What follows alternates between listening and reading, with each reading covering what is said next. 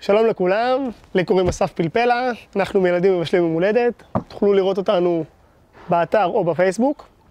היום אנחנו נקשט מאפינס שהכנו מראש או מאפינס קנוי.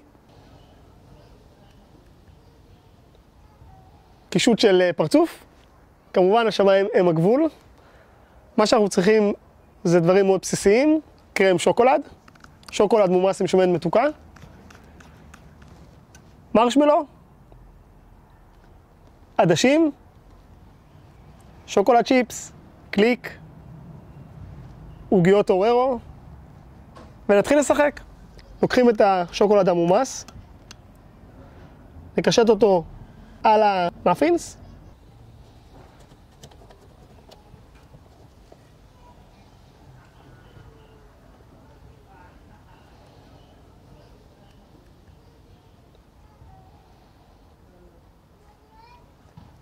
ניקח מרשמלו, נחצה אותו לחצי,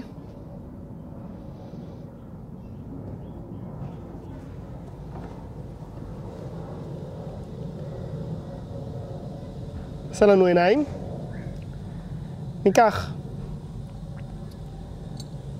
שני עדשים,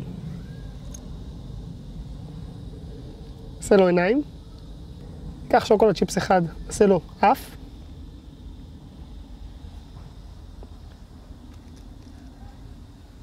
סוכריית נחש חמוצה.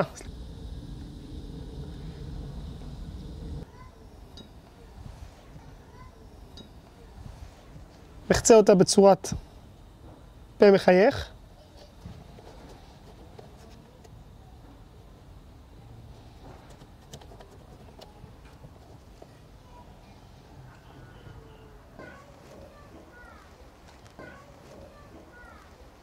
ניקח מרשמלו, נחצה אותו לחצי.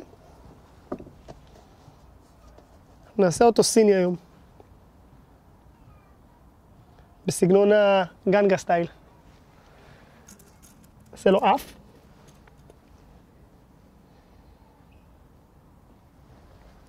נחצה את העדש לחצי.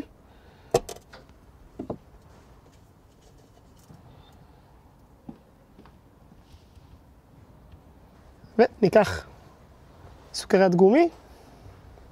כמובן מכאן אתם יכולים לשחק עם זה, שמיים הגבול, לעשות אותו קורץ, לעשות אותו פוזל, לעשות אותו מסתכל על צד השני, לשחק עם זה.